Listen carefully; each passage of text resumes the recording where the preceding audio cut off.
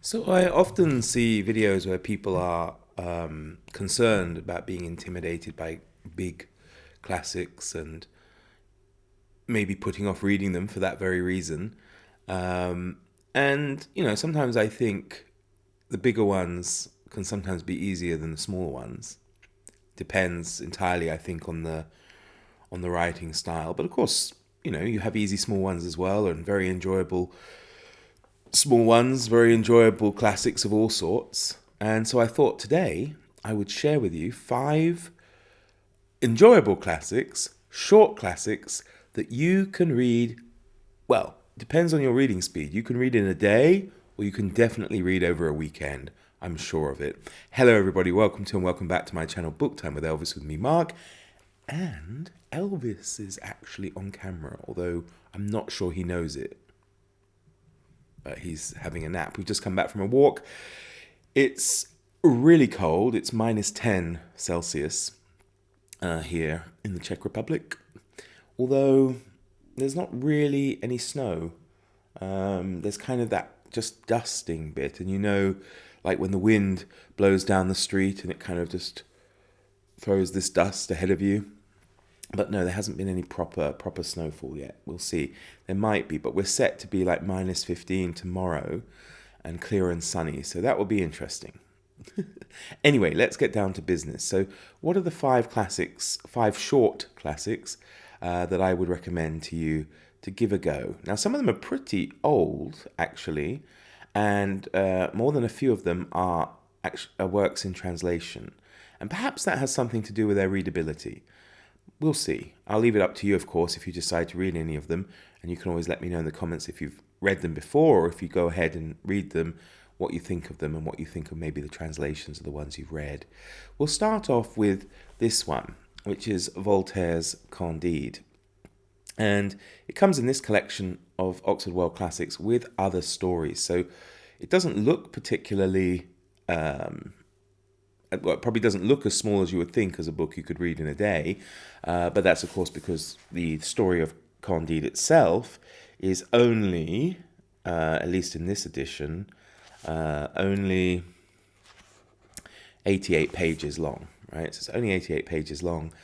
And it's a satirical novel that Voltaire wrote, which follows the adventures of the title character, Candide, who's a young man who follows this kind of philosophy where he believes that whatever happens, happens for the best, and he goes on all sorts of various adventures. It's a little bit, how can I say it? There are certainly some controversial moments in it, let's say, which you might find surprising from a book from this period. But it's, or from a story from this period. But it is, as I said, surprisingly enjoyable, and it is a major, classic and work of the Enlightenment. So you should, if you get an opportunity, give it a go. And as I say, at 88 pages, I think you've got nothing to lose except a couple of hours. And even then, I think it'll be worth it. So check it out. Let me put it down there. Next up, we have another work in translation. I should have said, of course, if you weren't aware, that Candide was originally published in French, because, yeah. Next, we have a German book, actually, by Goethe and Johann Wolfgang von Goethe, and it's The Sorrows of Young Werther here. And this was published in, I think, if I remember rightly, 1774. And it's a story that's done as a collection of letters, kind of confessional letters, that the title character, young Werther, is writing when he talks about his deep love for this young woman called Charlotte, who has already gone off and got engaged to somebody else. So it's a love that's, well, I suppose a story of doomed love, as it were. But again, I think it's it might be even shorter or more. I'm not sure. Let me just double check. See. No, not quite. It's a bit longer. In this edition, which is by Alma Classics, it comes in at Well, actually, it comes in at 89 pages.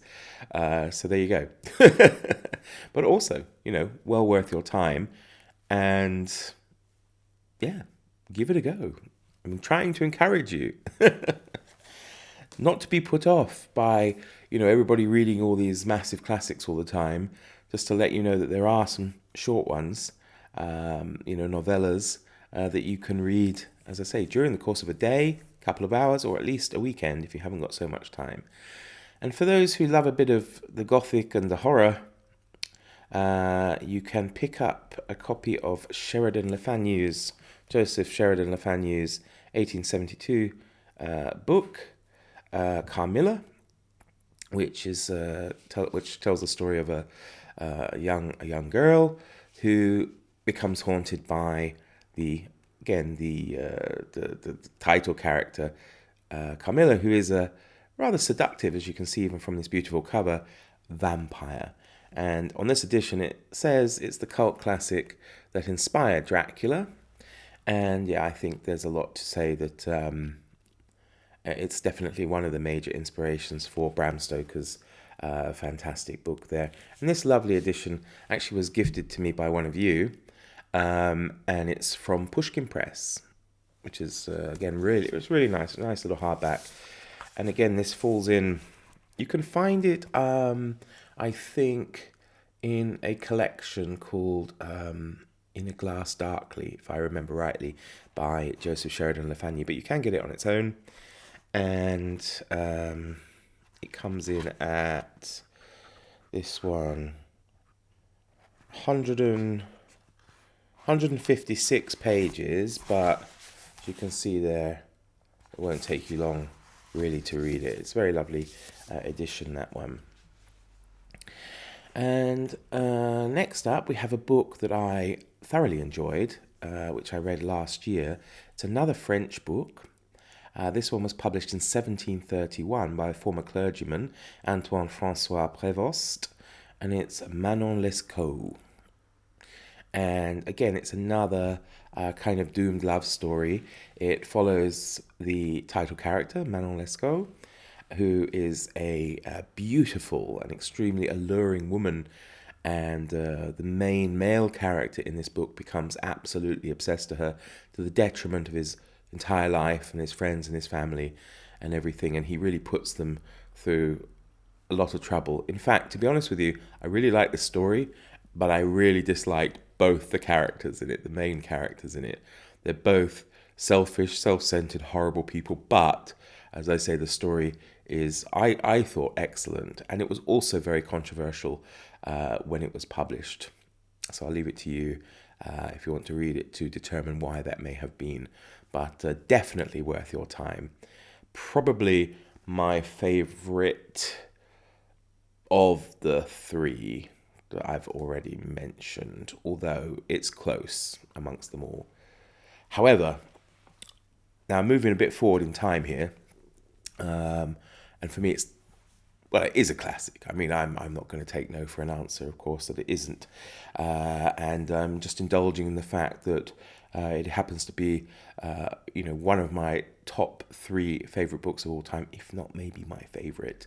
And that, of course, for anyone who watches this channel knows what I'm going to say before I do it.